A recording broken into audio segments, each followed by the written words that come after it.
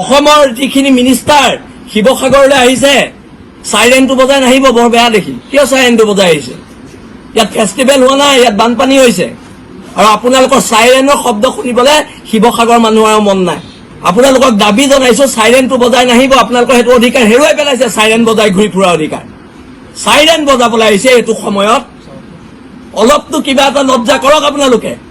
103 জন চৰকাৰী পক্ষৰ বিধায়ক আছে, 2খনকৈ গাঁৱৰ দায়িত্ব লওকচোন, 2খনকৈ গাঁৱৰ দায়িত্ব লওক প্ৰত্যেকজন বিধায়কে। আপোনালোকেতো যেতিয়া বিধানসভাত মানে ইলেকশ্যন খেলোতে তথ্য দাখিল কৰিছে, প্ৰায়কেইটা দেখোন কোটিপতি, প্ৰায়কেইটা কোটিপতি। কি কৰিব, পইচাবোৰ ওপৰত লৈ যাব নি? দি যাওক অসমৰ জনগণক, শিৱসাগৰ মানুহক, যোৰহাটৰ মানুহক দি যাওক পইচাখিনি। আপোনালোকৰ আয়ৰ উৎস কি? আপোনালোকে যে প্ৰশ্ন কৰে, আপোনালোকৰ ভক্তগণে যে প্ৰশ্ন কৰে আমাৰ আয়ৰ উৎস কি? আপোনালোকৰ কি আয়ৰ উৎস? আপোনালোকে ক'ৰ পৰা পইচা কৈছে সেইটো কওক। মই কম নেকি কোনকেইটা বিধায়কে এই কয়লা চিণ্ডিকেটৰ পইচা পায়? হা, এখন কয়লা গাড়ী যাব নিদিম যদি ক্ষতিপূৰণ নিদিয়ে। ধেমালি পাইছে ইয়াত? এইবোৰ ধেমালি নচলিব। এখন কয়লা গাড়ী যাব নোৱাৰিব। এইটো চিণ্ডিকেট কৰাটো, মাৰ্ঘেৰিটাৰ চিণ্ডিকেট কৰাটো বি গণেশ, সেইটো পইচা দিব নোৱাৰে। কোটি কোটি টকা আছে তাৰ ওচৰত, সিয়ে শিৱসাগৰ ৰিলিফ দিব নোৱাৰে। চাউথ ইণ্ডিয়াৰ মানুহে অসমত আহি চিণ্ডিকেট চলাইছে। হা, হ'ব পাৰে এইবিলাক, চবৰে হিচাপ হ'ব, হিচাপ কিন্তু চবৰে হ'ব। হা, আমাক সোধে আমি ক'ৰ পৰা চলো, আমি সুধিছো আপোনালোক ক'ৰ পৰা চলে, আপোনালোক ক'ৰ পৰা চলে, আমি ক'ৰ পৰা চলো সুধিবলৈ আহে।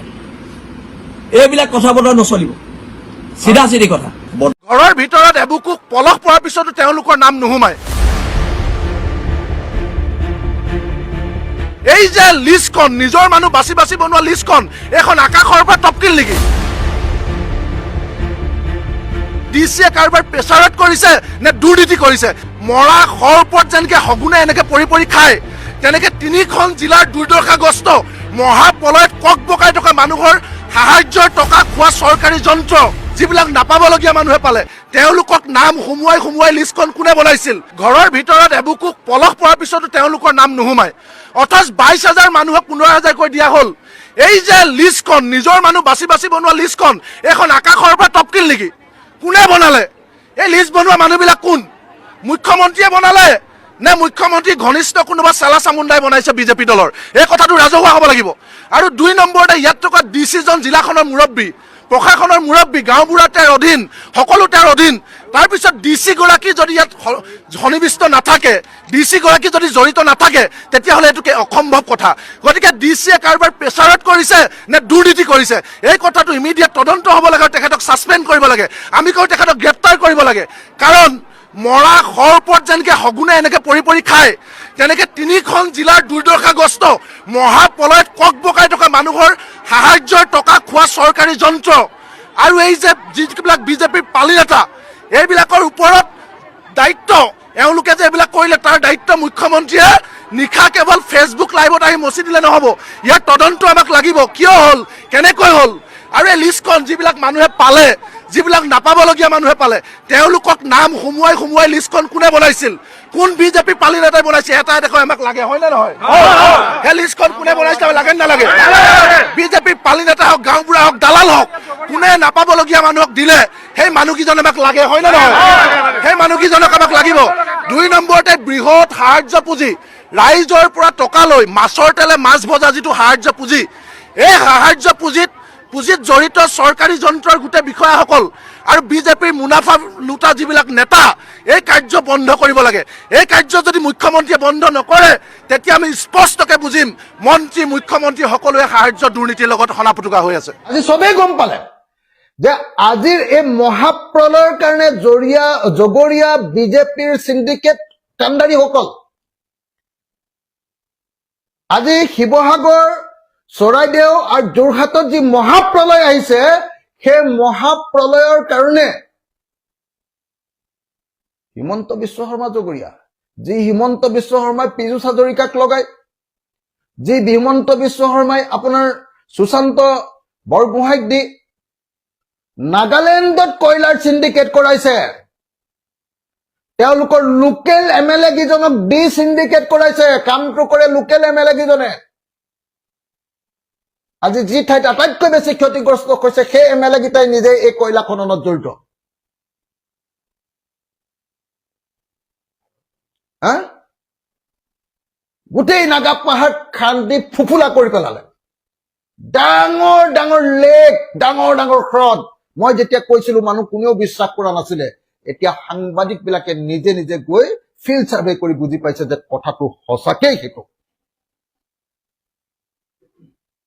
আজি যি ঠাইত আটাইতকৈ ডাঙৰ ক্ষতিগ্ৰস্ত হৈছে নাজিৰা সমষ্টিত সেই নাজিৰা সমষ্টিৰ কিমান হাজাৰ হাজাৰ হেক্টৰ মাটিত কেৱল আৰু কেৱল সেই ওখ মাটিবিলাকত একদম গোটেই শিল খান্দিবৰ কাৰণে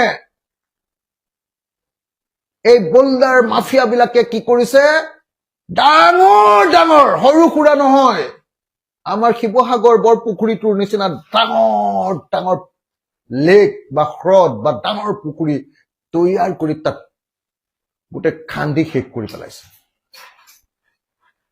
আজি কবলৈ নিশ্চয় কাৰো এতিয়া সব অসমীয়া মানুহ নিশ্চয়টো স্পষ্ট যে অসমত মহাপ্ৰলয় হোৱাৰ কাৰণে নাগালেণ্ডত কৰা অবৈধ কয়লা খনন অসমীয়া মন্ত্ৰী আৰু বিধায়ক গীতাই কৰা অবৈধ কয়লা খনন জগৰীয়া আৰু অসম আৰু নাগালেণ্ড সীমান্তৱৰ্তী অঞ্চলত কৰা শিল খনন জগৰীয়া আৰু বালি খনন জগৰীয়া এই কথা নিশ্চয় আপোনালোক আমি আজি প্ৰত্যেকজন মানুহে জানো আজি অসমৰ মুখ্যমন্ত্ৰীৰ কাম আছিলে সেই কামটো বন্ধ কৰোৱা কিন্তু দুৰ্ভাগ্যজনকভাৱে অসমৰ মুখ্যমন্ত্ৰী 4 তাৰিখৰ দিনা আমাৰ শিৱসাগৰলৈ গৈছে মই নিজ মুখেৰে মন্ত্ৰীবিলাকক সন্মুখত বহুৱাই নাৱৰ ওপৰত কৈছো যে এইগিটা মানুহ সুশান্তহঁতক দেখুৱাই কৈছো যে এইগিটা মানুহৰ কাৰণে যে আমি বিপদত পৰিছো আপুনি জানে নাই নিজ মুখে মই কৈছো যে সুশান্ত বৰগোহাঁই হতে কৰা কয়লাৰ সিন্ডিকেটৰ কাৰণে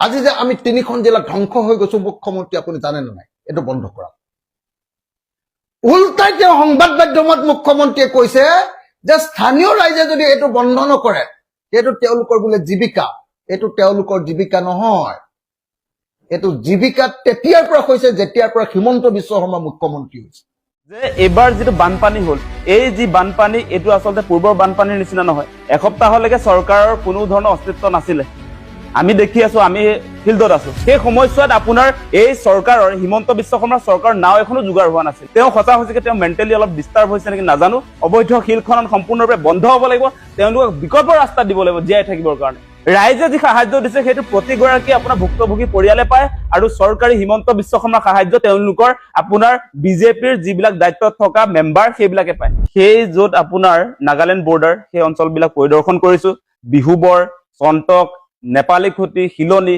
য'ত সেই কাৰবাৰবিলাক চলি আছে নাগিনী মৰালৈকে আমি গৈ গোটেইবিলাক আচলতে সাৰ্ভে কৰিছো চাইছো জেগাবিলাক সঁচাসঁচিকে এই বানপানী প্ৰাকৃতিক দুৰ্যোগ হয় নে নহয় সেইটো জানিবলৈ চেষ্টা কৰিছো আৰু আমি দেখিছো সঁচাসঁচি কথাটো ক'বলৈ গ'লে এই বানপানী কেৱল প্ৰাকৃতিক দুৰ্যোগ নহয় বৰষুণ দিছিলে প্ৰচুৰ পৰিমাণে সেই কথাটো হয় কিন্তু ইয়াৰ যিটো দুৰ্যোগ নামি আহিলে সেই দুৰ্যোগৰ মূল কাৰণটো হৈছে অবৈধ কয়লা খনন আৰু আপোনাৰ অবৈধভাৱে যি শিলৰ খনন হৈ আছে সেই কাৰণে আচলতে এই আপোনাৰ দুৰ্যোগত আপোনাৰ 4খন জিলা তছনছ হৈ গৈছে ধন্যবাদ ভিডিঅ'টো সম্পূৰ্ণকৈ চোৱাৰ বাবে আৰু এনেকুৱা ধৰণৰ ভিডিঅ' নিতৌ পাই থাকিবলৈ চেনেলটো ছাবস্ক্ৰাইব কৰি ভিডিঅ'টো এটা লাইক কৰি দিব লগতে এটা হাইপো কৰিব আৰু আপোনালোকৰ কমেণ্টবোৰ নিশ্চয় জনাব আজিলৈ ইমানে পুনৰ লগ পাম অন্য এটা ভিডিঅ'ত ধন্যবাদ